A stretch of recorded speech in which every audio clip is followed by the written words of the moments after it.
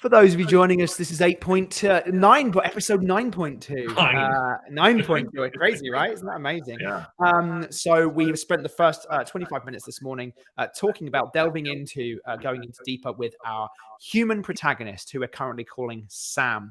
And we've had this, I think, really nice, interesting breakthrough whereby we have, through asking who this person is going to be at the end, discovering who we want them to be at the beginning. And so our 22, 23-year-old protagonist is going to be somewhat of a screw up if you have children in the car, and if you don't have children in the car, an F up. So we've just opened up our Scratch pad right here to start to get some of these ideas down.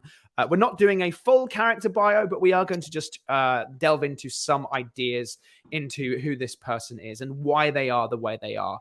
Not so that it can all definitely be on the screen, but so that we, as the authors and creators of this work, know who this person is. And is there a by the way, that was a great catch up, Jake. Thank you.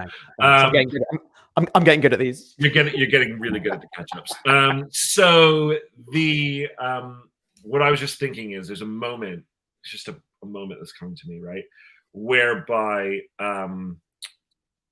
it comes to this idea of like free will, and that Sam has this kind of fuck up attitude, and that this also will be a nice creation of conflict between her and our demon. Yeah. But at one point, the demon's like you were saying, it's like, why the fuck do you do this stuff? And she's like, what difference does it make? Like, my life is shit. I don't have, like, who cares and who are you or whatever. But there's this interesting idea that the demon is like, you have free will.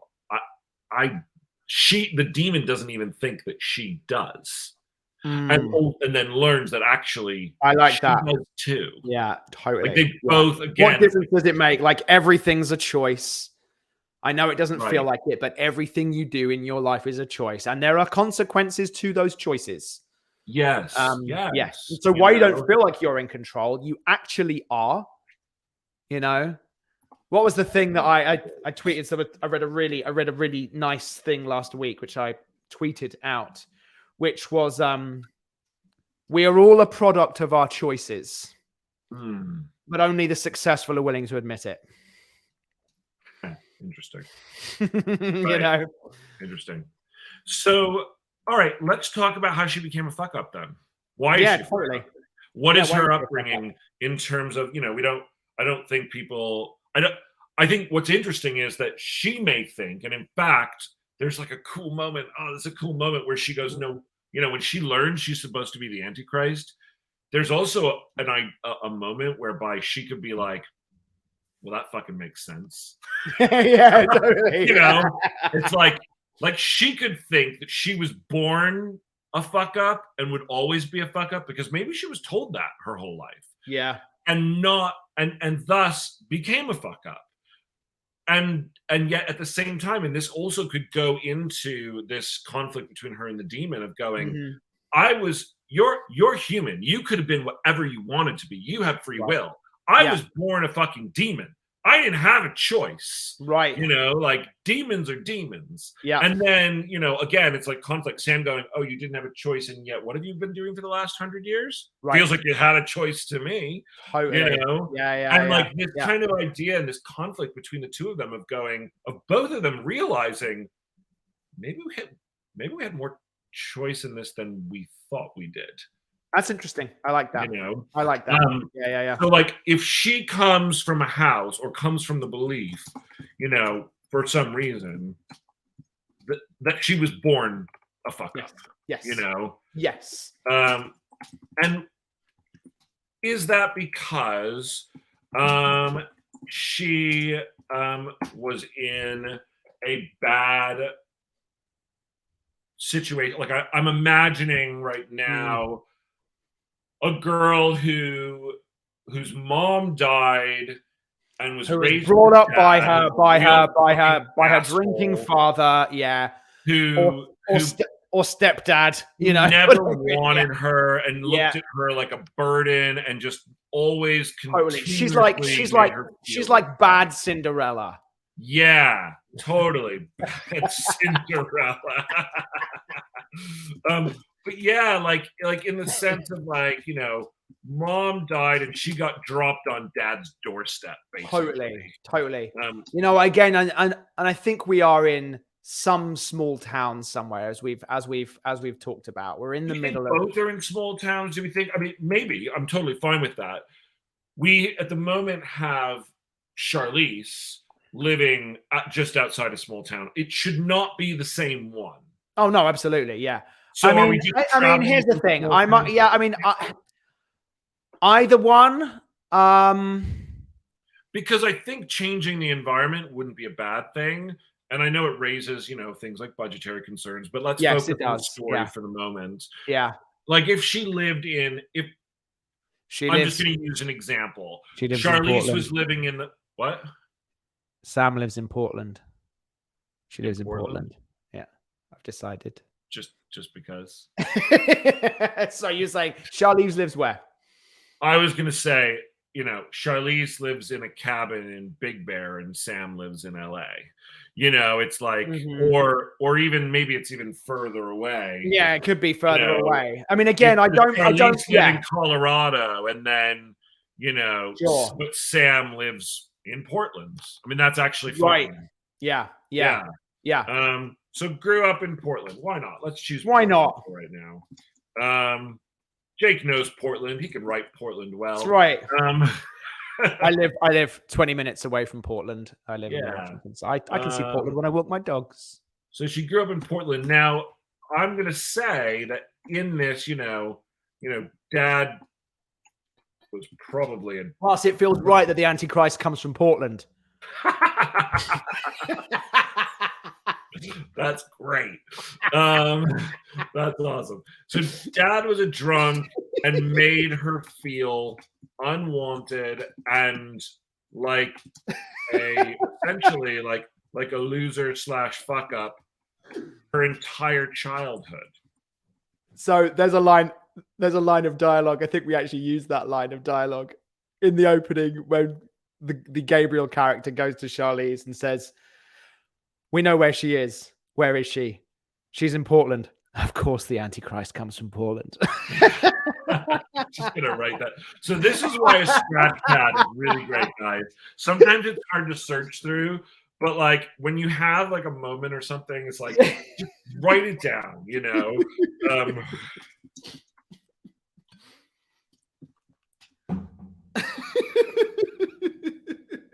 You know, it's like right. Yeah.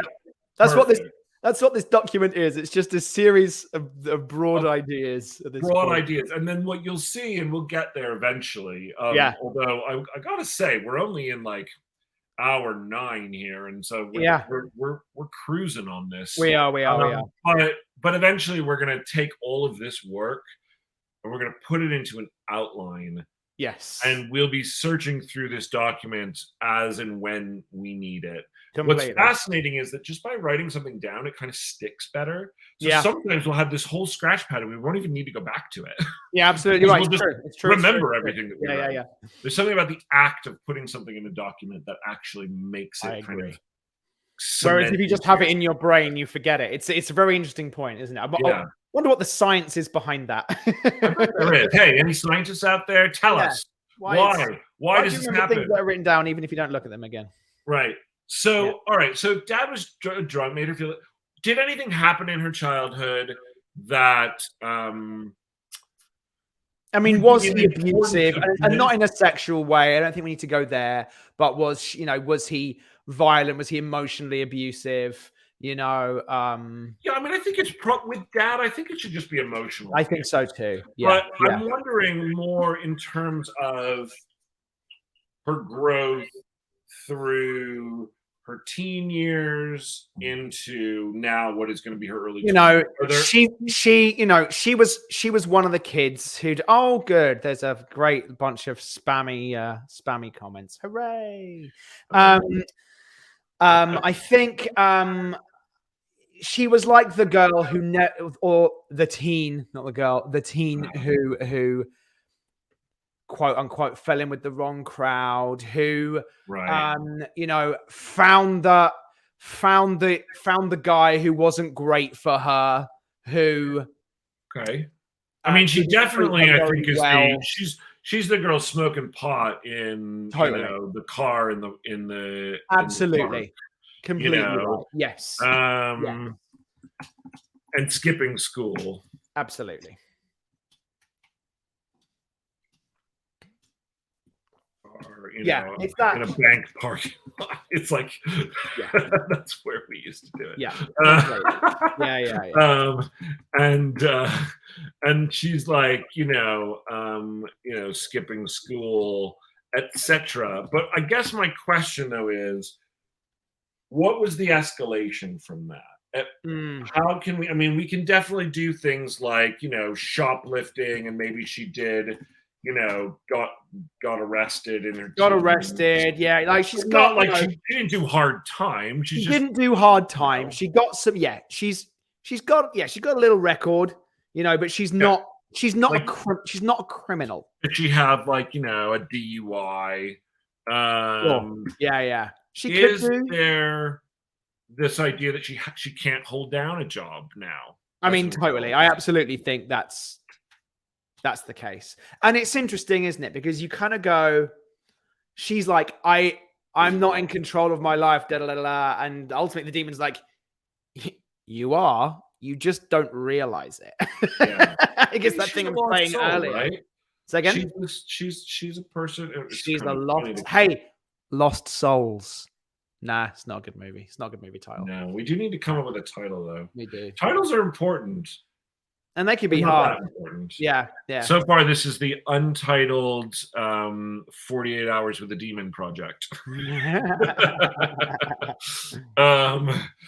But is there a thing that will have perhaps happened recently? This is interesting. That could create another antagonistic force for us. For example, she can't hold down a job as an adult. Is she a gambler? Does she owe money to someone because she took out a loan from a loan shark? Does she owe money to somebody because of drugs? Was she selling drugs? Was she like, is there a way for us to actually have another antagonistic idea? We talked about the mob at one point, but like, is there a way for this 22-year-old to have, and maybe it's not that, maybe it's the fucking, you know, is there like a crazy boyfriend who is coming after her because of whatever, or is there a let's just be clear on the purpose of it and what legs we're going to get from it too. I like the instinct. I will say I like the instinct, and also how long is that going to play out in the movie for? Because I think that will influence what kind of thing it is. Because, you know, currently we're going to the Holy Land. If we weren't, and it was get from point A in America to point B in Canada, could I have crazy boyfriend hunting the whole time? Well, yes, I could. I might. I don't know that it has to be the whole time. No, sure, and I guess that's. I actually think what we're talking about. In fact, I don't know that other than the demons and the Celestials, there's probably not anyone that he's going after them the whole time. Yeah. But each of these other stops could absolutely be an obstacle to them getting where they need to go, or to them, you know, we talked about a biker gang. I mean, is she fucking part of a biker gang now? Like, is she one of the? Is she one of the Hell's Angels? No, I'm like seriously thinking of like the girls in Sons of Anarchy. I love Sons of Anarchy, but like, you know, these are like, they're into some bad shit, but they're not the ones like out there killing people either.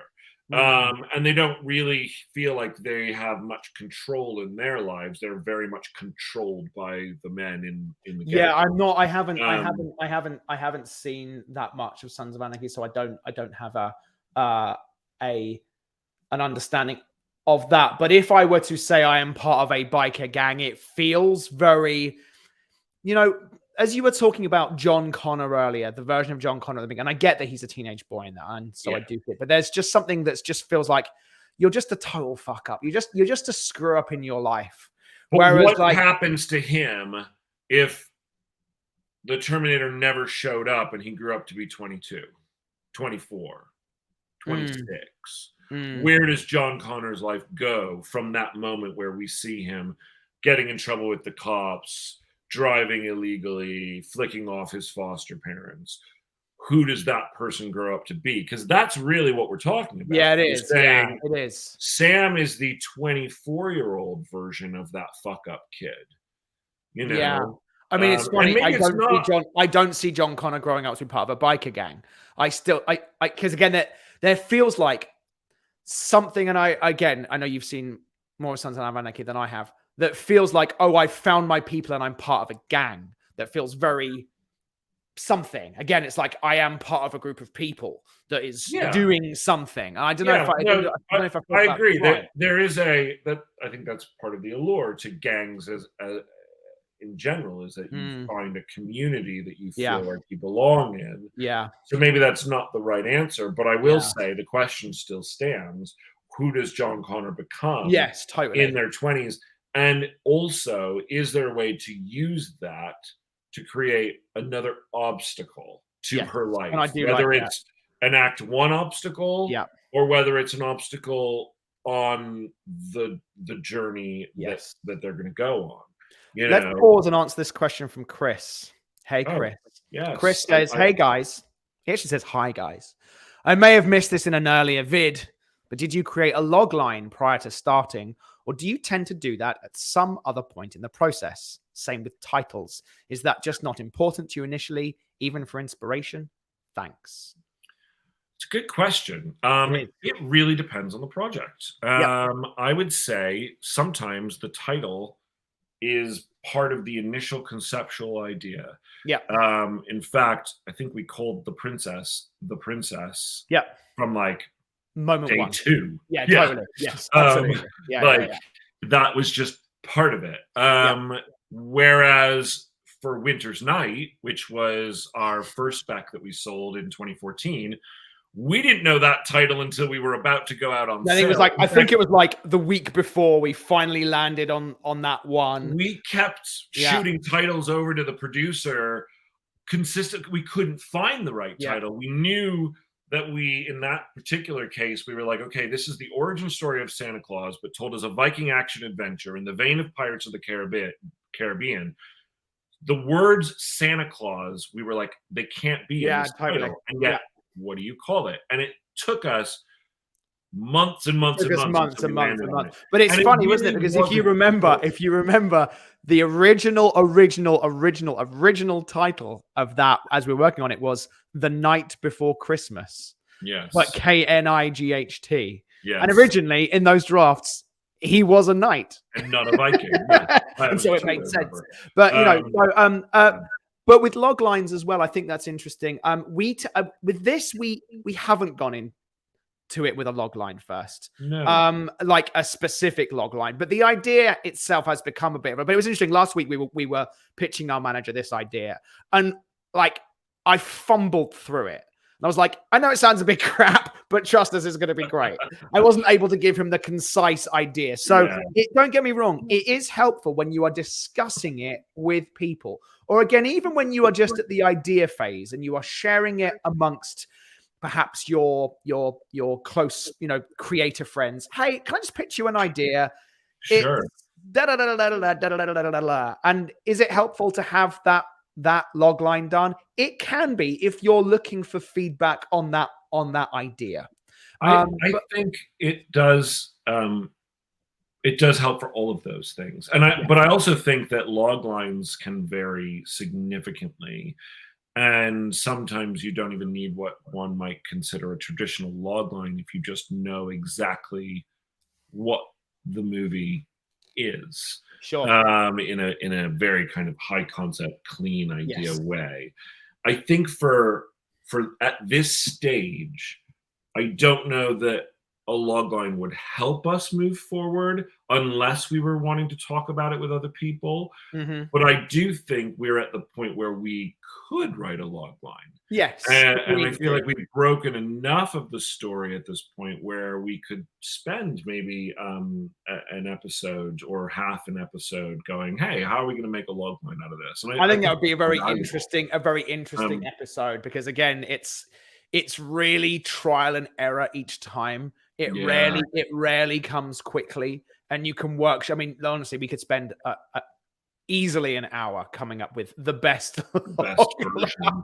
Yeah, it's funny because eventually you are asked to do one, usually Yes. by a rep or a producer, and then they have their thoughts, and then they adjust it, and they don't like the way you wrote it or whatever, and they change it, and then you go, okay, whatever, do what you Mhm. want, Mhm. because ultimately the script should speak for itself. Yeah. Um, the real purpose for that logline is just to make someone interested enough to Yeah. read the first page, Yeah. I and mean, it's, you know, then it's you've got to hook them. yeah, totally. Then you got to hook them. Exactly. I mean, it's, you know, it's the old days of walking down the aisles of Blockbuster on a Friday night, turning over the back of the DVD and going, "Oh, am I interested in watching this movie?" It's the same thing with books, isn't it? You know, it's walking Yeah. down the aisles of any bookstore and going, "Oh, what's this book? I'm intrigued by the title."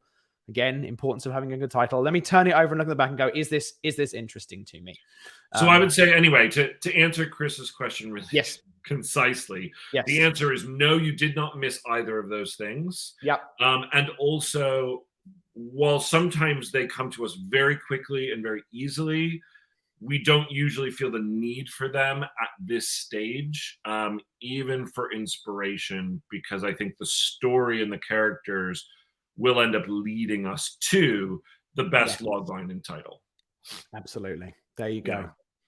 go. Um, Great. so, yeah. So Let's let's keep keep jamming talking on this. about Yes. Sam. And I was Yes. just what I was trying to say, I guess, was is there an event pre-movie that is very Yeah. representative of who she has become now that she's in her 20s and could also have serve a double purpose of, and this is something she's having to deal with now as a result of who she is Yeah. and is thus an obstacle. If it were that she had spent 6 months in jail, I'm not sure I love that, but let's just play around with it for a minute. Okay. Does she have a parole officer? You know, Yeah. it's like she has to be at Bad. a certain place and a certain time. And the events of this movie are seriously going to fuck that up. I mean, then you get that naturally leads us to the quote cops that we've been talking about, because now you end up with like the marshals who are coming after essentially someone who skipped out on their parole. Right? Right. Um, so that's interesting. I mean, it gives us Perhaps. kind of a Um, legit way in. But other then I versions go, okay, are, she's now really been in jail, and that's a whole and that's a other whole other thing. So dynamic to that yeah, character. let's leave that on the table. Yeah, Per what you were saying earlier, what if she owes money to someone and, you know, Han Solo style is like, hey, right. don't worry, I'll have the money for you by Friday. Friday comes and goes and it's blah, that. All Or, right. you know, I got a pitch in that yeah, idea. yeah, All yeah. right. Let's just say because she can't hold down a regular job, she's gotten into some kind of illegal backroom gambling shit like we see in movies, right? Mhm. And she took out too much money from the house and she now owes her debt plus the vig, and she clearly doesn't have it, and so she's been Mhm. avoiding them or whatever. And the muscle from this Yep. basically mob type Sure, situation sure. shows up when when Charlize shows up, and Charlize fucking beats the living shit out of him.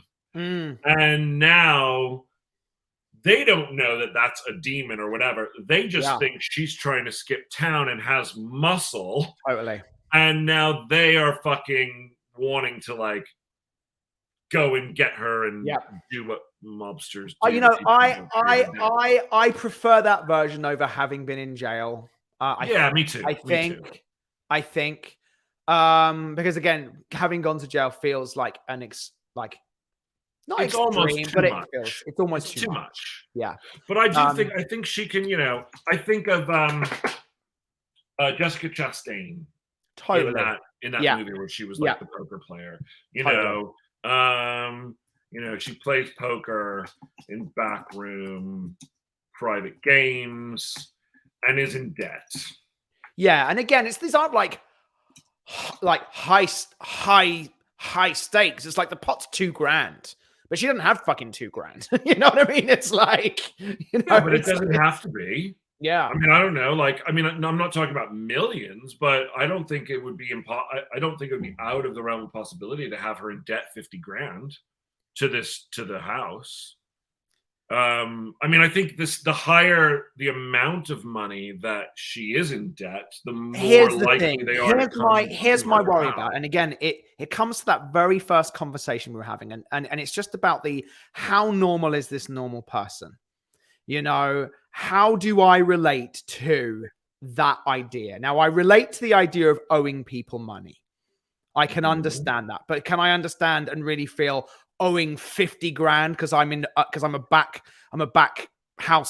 backroom gambler? I don't know. It starts to get into the realms of going, you are somewhat, if you're dealing in high stakes gambling like that. Whereas if I go, oh, I owe $3,000 or $4,000 to someone, I go, oh, I understand what that feels like. And that's like small for certain people, but that's a lot for her. What kind of person is, that's where I think for me, one, the conversation about her being a normal person for me was predominantly about her not having like special abilities and superpowers and things like that, right? Yeah, special skills that will help. That will help her. She's not an assassin or a Navy SEAL. She's not a and she's not an alien or like in other movies that she's not the princess who's been trained to like kill people. Like she's normal in that sense.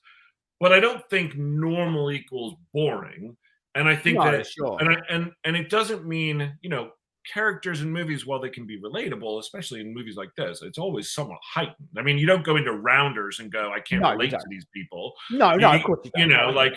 And I think that we're in a movie that is clearly heightened. We're dealing with demons, we're dealing with angels, we're dealing with stuff like that. I would rather, like, owing $2,000 to someone doesn't get you in trouble. Sorry, you can't play until you pay us your two. It's not like, you're not going to chase someone across the country for $2,000. No. Yeah. It's just not enough. Otherwise, why do it? Is there a moment? I hear that. I think that's right. Is there a moment where, at some point in the story, where again, I'm thinking a little bit about Midnight Run, where they have no money and the Duke runs a con to help get them some money. And you go, oh, does she play poker? That's what I was going to go. Like, do they go like they arrive in small town nowhere, and it's like, we haven't got any money. What are we going to do? And it's like, I know a way. She starts a game. I think that's great. Yeah. But the interesting part about it is she clearly doesn't always win. No, so it's totally a real risk. And that's the conflict with the demon going, weren't you in $100,000 debt? Like, don't worry, trust me, I got this. Right? That's actually a really fun scene. Totally. Cool, great. So I feel like the debt needs to be big enough that they would send someone to basically break her hand if she doesn't have it. It's that kind of thing. Absolutely right. And what's interesting though, isn't it? Is but again, to the level of debt, and I hear you, and everything you're saying, I think is right. But it's like, I go, say it was like, I owe $3,000 or $4,000, and the guys come over the same time that Charlize is there. And what does Charlize do? Charlize ends up fucking killing this guy. And now it's like, oh, you fucking killed someone. Then that becomes even more, I would believe and understand why at this point they might be going after her for X, Y, and Z. I'm just saying. Right. Well, now they're coming after her because she's hurt one of their guys, and exactly right, and all of that. Yes. I mean, that's yes, totally. Yeah. I actually prefer, and I think I think in my imagination, that's really why they would be coming after her. Yes. Anyways. Yes. The question, I guess, is how much debt is enough debt to threaten someone physically? That's the question. Yeah, I don't know. I mean, what is that? I mean, is that 10 grand? Maybe. Is that 20 grand? Maybe. You know, if you owe me 10 grand, I could probably like take your car or like, sure. you know, like I could, there's 20K. Lily's watching. Hey, Lily. Hi, Lily. You know, 20K. I know it's funny. It's interesting. I think 20K is. I think that's a good number. I think 20K is a good number. Yeah, great. No, that works for me. Cool. Okay, so Chris there's got to run. Would love to see a logline titles episode. Could be fun and educational. The best. Thanks so much. All the best. Thanks, Chris. Thanks for joining us. We'll see you next time. Chris. We will post when we're going to do that so that you know when it is. Right. And please subscribe to our channel if you haven't already. Yeah. So interesting. Chris is watching on Facebook and Lily's watching on YouTube. That's interesting. That's interesting. Should we pause for a second? We're at coming up to the 55-minute mark. We've kind of paused on this idea. Yeah, that's fine. I'm just going to put in 20K as our debt line, and that I just want to write this idea down real quick. At some point, you know, bad mob dude shows up to collect at the wrong time. Yeah. And honestly, there's nothing worse than the Portland mob. Wrong time, the Portland mob. I'm sure there's some kind of gang-based gambling. They have long beards. They wear very tight-fitting jeans. And Charlize kills him. Cool. Great. So let's... we'll call this a pause on 9.2.